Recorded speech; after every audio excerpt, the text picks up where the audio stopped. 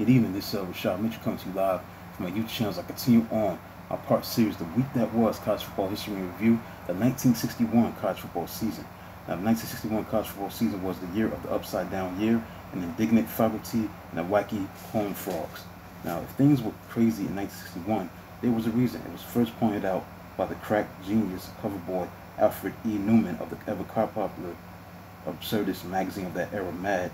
The point was that 1961 was an upside down year, meaning that if the four digits were jotted down on paper and then spun upside down, they still read 1961. In an upset-laden, crazy quilt season, the faculty at Ohio State turned college football truly upside down, at least inside the bounds of the state of Ohio. I think 1961 wasn't upside down. Colorado won its first ever Big 8 championship. Columbia, of all teams, tied for the Ivy League title, and Rutgers, for heaven's sakes, were undefeated.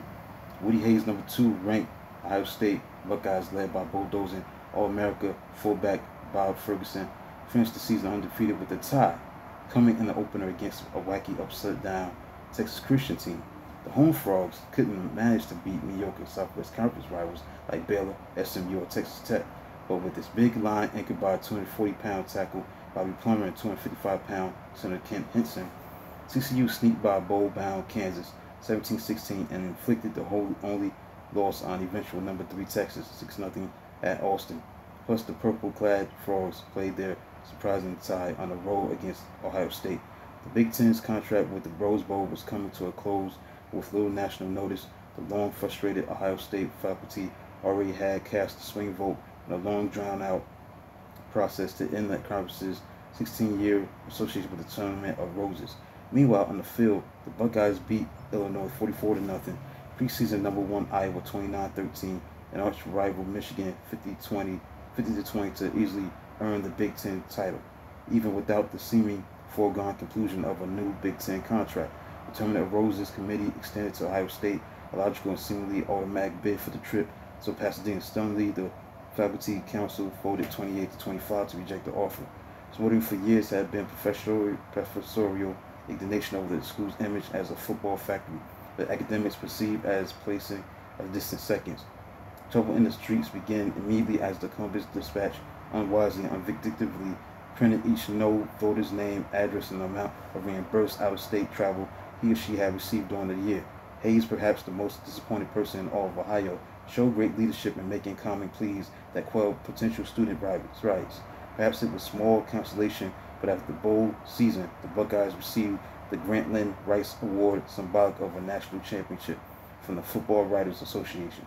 A solid, if unspectacular, Minnesota team led by All-America quarterback Sandy Stevens, a far more gifted runner than passer, and outstanding two-way tackle Bobby Bell, went to Pasadena, Ohio State's place and redeemed itself for the previous year's embarrassing Rose Bowl loss to Washington. The Golden Gophers won easily 21-3 over the decidedly average Western champion UCLA. Now, the Bruins had outlasted Washington and Southern California to win the crown of the 5-team AAW conference. Michigan State, led by a line full of future pros, center Dave Manders, guard Ed Buddy, tackles Dave Berman and Dave Herman, and end Lonnie Sanders was AP's number 1 team in the mid-season and Big Ten leader, but the late fading Spartans lost to Minnesota and Purdue in November.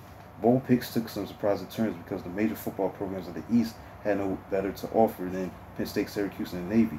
However, the Nittany Lions and Orange Men won the Gator and Liberty Bowl games over Georgia Tech and Miami, respectively. Meanwhile, an invitation to a bowl game was extended to either ACC champion Duke nor third place Maryland. Oklahoma suffered its second poor year in a row under Bud Wilkinson, who had lost 11 games in the last 2 years after being defeated only 13 times in the 13 years from 1947 to 1959. But in what the Associated Press chose as the sports comeback of the year, the Sooners responded with 5 straight wins after opening the year at 0-5. Talk about upside down. Colorado emerged as Big 8 champion behind third-year coach Sonny Grandin-Lewis, but got bounced 25-7 in the Orange Bowl by Louisiana State. Soon thereafter, Grandin-Lewis got bounced himself, with NCAA investigators circling boldly around Colorado recruiting violations. School officials quickly mapped the road out of Boulder for the former Michigan State All-America halfback. Interestingly, the new coach would be William Bud Davis, Colorado's alumni Secretary, whose appointment sent a clear message that university officials wanted to stress academics. Davis was in over his head as a coach and lasted only one season as the Buffaloes plunged to a 2-8 mark in 1962. That record represented the second worst drop-off in the last 55 years of collegiate history and a season after a major New York New Year's Day Bowl appearance. So Kansas would lose a one-point verdict to Penn State in the January 1969 Orange Bowl and plunged to 1-9 later that calendar year. With mediocrity showing itself all around the country, it seemed that the only region of America that saw the emergence of truly outstanding teams was the Deep South. Alabama blanked its last 5 regular season foes and beat Arkansas 10-3 in the Sugar Bowl to win the AP national title for Coach Bear Bryant. It was Bryant's first national championship, and he would win 4 more at his alma mater. When Bryant had arrived in Tuscaloosa in 1958, the once proud Clemson Tide had a horrendous 3-year record of 4-24-1. Bryant's scrappy but undersized 1958 club managed 5 wins in the 1959-1960 editions of the Alabama Crimson Tide won 7 and 8 games respectively. So entering 1961, Alabama had delivered a very good but slightly quiet 26-4 ledger under Bryant. The 1961 Crimson Tide was led by Feisty quarterback Pat Trammell, a pre-medicine student with more smarts than talent, made very few mistakes and always got the job done. Linebacker Leroy Jordan and All-American tackle Billy Neighbors in the middle of a fabulous defense that only allowed 25 points and 11 wins. Preseason number 3, Alabama opened with a 32-6 trouncing of Georgia, and except for a 9-0 win over Tulane and 10-0 whitewash of Georgia Tech, never allowed an opponent to be close in score. Alabama averaged a 27-2 winning score margin. However, as well as always seen the custom in the SEC in the 50s and the 60s, the champion did not face either of the fiercest conference challengers like LSU or Mississippi. For the 4th straight year, Ole Miss came to its LSU showdown with a perfect record. And for the 4th straight year, the Bengal Tigers left the Rebels with a black eye. This time, a 10-7 defeat at Tiger Stadium on November 4th. Despite its stunning upset at the hands of TCU, Texas fielded one of coaches Darrell Royal's finest teams, a high-scoring 6th best in the nation, 29.1 points per game average outfit with a battalion of swift runners who averaged the nation's 2nd best 285.8 yards per game rushing. The Texas struck from Royals' innovative flip-flop wing tee, which always lined up the same trio of guard, tackle, and end to the strong side, with the wing back outside the end and the other line threesome to the weak side without a flank back. The Longhorns got winging in 1961 with a 28-3 opening victory over California at Berkeley. The school didn't bring its cheerleaders all the way to the West Coast, so enterprising and well-heeled fans hired nightclub dancers from San Francisco to lead the Texas cheers. It must have been an inspiring season opener because it launched the Longhorns all the way to the Cotton Bowl, where Texas picked off 5 Ole Miss passes to turn back the Rebels 12-7, the first of 5 Cotton Bowl champions Royal would coach. The New York metropolitan area was stirred up by 2 surprising championship interlopers. Columbia, without a winning season since 1951, and 1862-1 over that span, went 6-1 in the Ivy League and tied Harvard for the league title. So in 6 years official play, the Ivy League had already seen 6 of its 8 members win or share the conference crown at least once. Rutgers whipped Columbia 32-19 to finish its first undefeated season since it had a 1-0 record in 1876. The Scarlet Knights won the little-noticed Middle Atlantic Conference crown and took its first tentative steps toward a more major schedule that would eventually land them in the Big East, with decidedly mixed results in the 1990s. So in 1961, Rutgers achieved its record on the diet of Ivy Leaguers and small Eastern schools. Iowa started the year as AP's preseason number 1 team, but seemed to leave some injury on the field the 35-34 early season squeaker over Southern California. The Hawkeyes opened 4-0 but fell asunder to the competitive Big Ten schedule, dropping 4 straight starting on October 28th. 4-inch thick grass sod was carted inside the Atlantic City, New Jersey Convention Center for the first indoor football game since 1939. The Little Army Navy game won by Penn Military 35-14 over Kings Point Merchant Marine Academy. Concern over a rash of head and neck injuries influenced the NCAA to investigate headgear and face masks. The study was inconclusive, and while some teams, Ohio State, Duke, Oklahoma, and Cornell, He used a padded outer shell helmet. The padded gear eventually fell into disuse, partly because the helmets muffled the robust sound of collisions that coaches so admired as a sign for hard-hitting blocks and tackles. Many experts steadfastly blame face masks for the head and neck injuries. Metal or plastic bars or cages mounted across what had been open-face helmets for decades had become universal in the game by the late 1950s. So certainly the mask diminished considerably the number of broken noses and lost teeth, but the theory went that the pre-face mask period discouraged players from hitting near the head area. Now blockers and tacklers could go for the head without concern, and so perhaps this freedom brought on the rasp head injuries. With full head coverage, players who once learned to tackle with the shoulder now were taught to bull their necks and make initial tackling contact the crown of their helmets. This was a particular trademark of national champion Alabama's defense that also was taught to gain tackle, that is to arrive at the ball carrier and swarming multi-defender pursuit. Milestones that took place in 1961 college football seasons that Associated Press altered its voting procedure, selecting weekly top 10 lists instead of top 20. Only season's final poll still taken before postseason bowl games listed 20 teams. Denver and Marquette dropped football, while Hawaii took 1 year off before returning in 1962. The longest winning streaks entering the 1961 season was Ohio University with 10-game winning streak, Yale with a 9-game winning streak, Washington with an 8-game winning streak. The coaching changes of Brigham Young, incoming coach Hal Mitchell, Cornell, Tom Hart, Georgia, Johnny Griffith, Iowa, Jerry Burns, San Diego State, Don Coryell, South Carolina, Marvin Bass, Texas Tech, T.J.T. King, Virginia, Bill Elias, Virginia Tech, Jerry Claiborne. Now, the AP poll for the preseason, now this is the top 10. It had number 1 Iowa, number 2 Ohio State, number 3 Alabama, number 4 Texas, number 5 Louisiana State, number 6 Michigan State, number 7 Penn State, number 8 Kansas, number 9 Mississippi, and number 10 Syracuse. Now, the season started on September 16, 1961. Pittsburgh beat Miami 10-7 as Hurricanes' own first half played in glorious sunshine and late summer heat.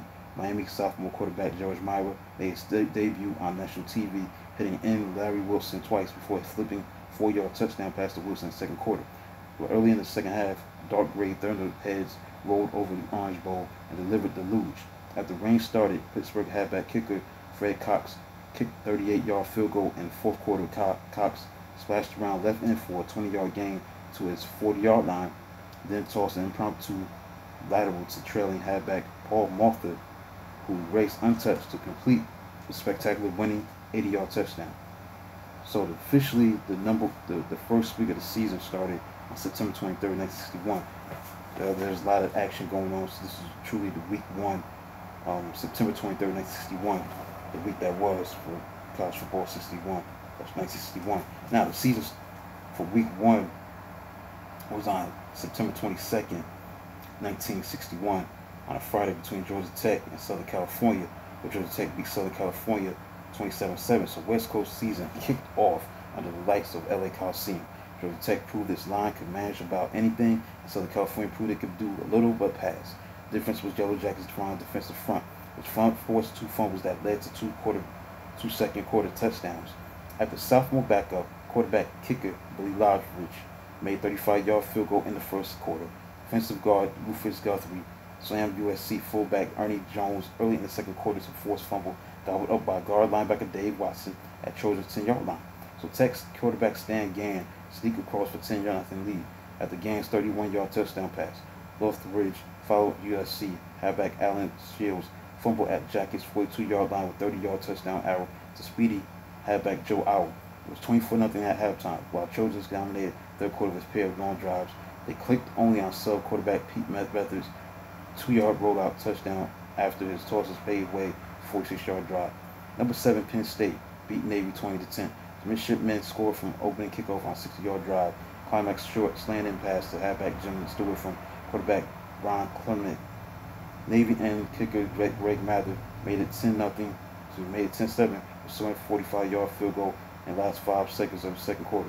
There was another story in the second half as Penn State controlled ball for long periods. The line senior halfback kicker John Jonas kicked the first 2 field goals of his career. Key find for the Lions was sophomore quarterback Don Kahn, who contributed clinching fourth quarter 19-yard touchdown sweep or left end at end of three-play 68-yard trip that started with his 46-yard pitch to halfback Gary Whitman. Until that moment, Navy had snapped ball on early 16 scrimmage in second half, although it would muster one more scoring threat on passes to Penn State 25-yard line before time ran out. Virginia beat William and Mary 21-6. New Virginia coach Bill Elias had an auspicious debut as the Cavaliers broke the 28-game losing streak as they played conservatively with 67 runs and 5 passes. Touchdown runs by fullback Tommy Griggs, quarterback Stanford Fisher, and halfback Tony Ulala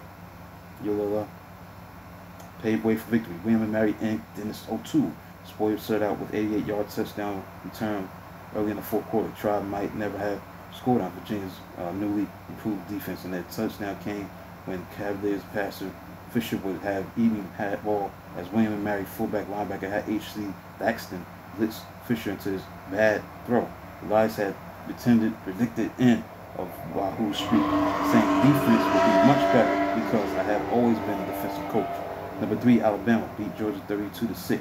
And Coach Bear Bryant's fourth season at Tuscaloosa, Alabama clearly had assembled outstanding defense, which limited Georgia to 112 yards total offense and 5 first downs. New Bulldogs coach Johnny Griffin's less than fabulous career started in hospital bed as he healed after Friday night's appendectomy. Griffin would make way for Coach Vince Dooley's in 3 years after posting a 10-16-4 mark. Clemson Tide fullback Mike Franciglia battled to 2 touchdowns. Franciglia ran 12 yards to set up his 1-yard plunge that opened scoring and tallied Tide's third touchdown on a 2-yard run. On third quarter, Alabama quarterback Pat Trammell pitched short pass to halfback Butch Wilson. Wilson dashed 32 yards to score. Georgia rushed for only 48 yards and passed for 8 for 12 for 64 yards. Long after the decision was final, Bulldogs touchdown came with subs in action. Quarterback Dale Williams threw a 13-yard touchdown to halfback Carlton Guthrie. Florida beat Clemson by score 21-17 as future NFL coach Gators halfback Lindy Infante scored 3 times, prompting Florida to overtake early field goal by kicker Lon Armstrong of Clemson. Gators quarterback Larry Liberatore, who was only 40% passing like 60, but made 3 for 6 for 95 yards and a touchdown. Liberatore's 17-yard touchdown toss to Infante provided 7-3 lead late in the first quarter. Florida would never trail again. Clemson's 2 fumbles in the second quarter halted its offense, and second recovery by Florida sub center linebacker Tom Kelly at Tigers' 39-yard line paved way for Infante's catapulting 1-yard touchdown for 14-3 edge. Tigers opened second half with 3 quick completions by sub quarterback Joe Anderson, halfback Ron Scudato scored on a 9-yard touchdown run to trim deficit to 14-10. Infante iced it with another 1-yard run in the third quarter.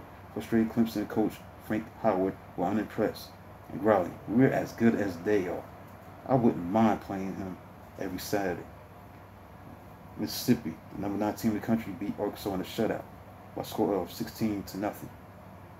The meeting of defending conference champions was highlighted by the emergence of Rebels quarterback Doug Elmore, who engineered 3 scoring drives. Ole Miss went 68 yards in the first quarter, with Elmore hitting in Woody Dabbs with 35-yard touchdown pass as Dabbs' paper thin tear-away jersey was left in fingers of diving Porker's tackle. Rebels marched 71 yards to second quarter field goal and 80 yards to fullback Art Doty's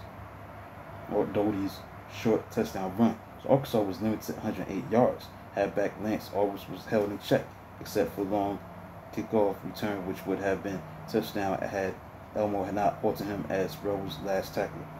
Miami beat Kentucky 14-7. Negative suntan U story with plethora of photos of bikini co-eds and Saturday Evening Post had City of Miami abuzz most of the summer.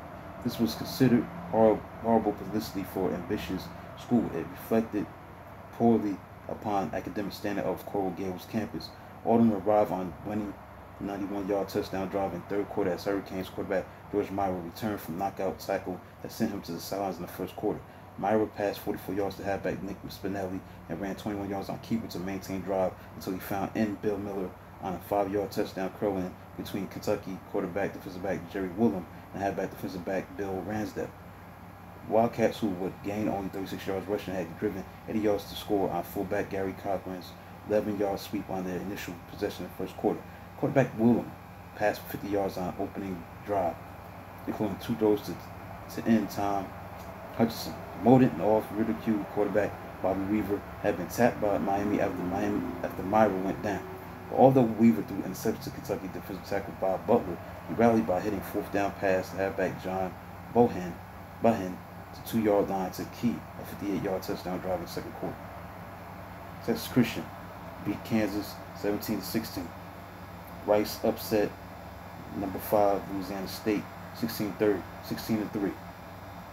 Quarterback Billy Cox pitched touchdown pass to end Johnny Burrell and fullback Roland Jackson to spark Rice in front of a record home crowd of 73,000. The stunned number 5 LSU mounted early third quarter drive, which featured quarterback Len Amades 11 and 15-yard passes to halfback Jerry Stovall, but Bengal Tigers only managed halfback kicker Wendell Harris 25-yard field goal. The Owls halfback kicker Butch Bloom made a 27-yard field goal in the fourth quarter. Wyoming beat North Carolina State by a score of 15-14. The Wolfpack instinctively wanted to bowl and wanted to howl and rare trip to Wild West, but instead Cowboys lassoed NC State with 80-yard touchdown march in the fourth quarter. NC State jumped to a 14-0 lead in the first half as quarterback Roman Gabriel pitched 14-yard touchdown pass after guard Bill Sullivan recovered a fumble at Wyoming 33-yard line. The Wolfpack fullback Jim D'Antonio roared 1 yard through right guard for touchdown in the last 3 minutes of the second quarter. A powerful but Wrigley Wyoming quarterback Chuck Lampson had 131 yards on 19 carries and touchdown run. Sparked a quick drive with 25-yard run to his 1-yard touchdown sneak. Punt snap by NC State on the outskirt overcash in the third quarter went way over end zone for Cowboy safety. The lead at 14-8 was retained. So after the NC State halfback punter Dave House 56-yard quick kick, Cowboys started at 20-yard line fourth quarter. Lampson ran for 11 and 15 yards to key 80-yard touchdown drive. Wyoming fullback Wayne Linton blasted for touchdown on fourth down to knot it at 14-14. Lampson calmly kicked winning conversion. Next, Syracuse beat Oregon State 19-8. Number 10, Syracuse beat Oregon State 19-8. So in relative obscurity of Pacific Northwest, Syracuse Orangeman halfback Ernie Davis again proved his star power after Orangeman defensive guard Lynn Slabby recovered Oregon State fumble at Beaver's 21-yard line in the first quarter. Davis slanted off right side, was hit hard, but knocked over would be tackled on a 16-yard touchdown run. Beavers gained 215 yards rushing, but lost 5 fumbles, one of which led to Syracuse's second quarter touchdown by quarterback Dave Surratt, and other bobbles kept Oregon State bottled up and on end. But Oregon State enjoyed fleeting 8-7 margin when quarterback Terry Baker turned in thrilling play from Orangeman 36-yard line, but Baker dropped way back to pass, was cornered at 50-yard line, but dodged and weaving through the entire Syracuse defense for a astounding touchdown. Baker pitched 2-point pass to halfback Don Thomas. Powerful line play allowed Syracuse to dominate after that, but it failed to cash in twice in third quarter as it was stopped by Beavers on downs at 5-yard line and lost fumble at 4-yard line. Davis scored a clinching touchdown in the fourth quarter. And finally, Purdue beat Washington 13-6. Huskies lost after winning 8 games in a row because Purdue strode into hostile Husky Stadium to dominate opening 20 minutes. Quarterback Ron DiGravio directed fast-striking Boilermakers attack, which netted 2 field goals by guard kicker Homer Skip Owl and 30-yard touchdown run by halfback Dave Miller. So Washington finally scored in fourth quarter as sub-quarterback Bill Seiler tossed 15-yard touchdown to fullback Jim Steiger. So AP poll as of September 25th looked like this. In the top 10, Iowa's number 1, Mississippi number 2, number 3, Iowa State, Number 4, Alabama. Number 5, Syracuse. Number 6, Texas. 7, Rice. Number 8, Penn State. Number 9, UCLA. And number 10, Michigan State. So that includes the first look at week 1 of the college football season from September 23rd, 1961, including the game that was played on September 16th, and also September 22nd, to start week 1 of the college football season. All the games, major games, was played during that week 1, and an overview of the 1961 college football season. Please like, subscribe, and comment to the channel. Support yours truly, Rashad Mitchell. Please like and share and comment. This is Rashad Mitchell. Until then, talk to you tomorrow.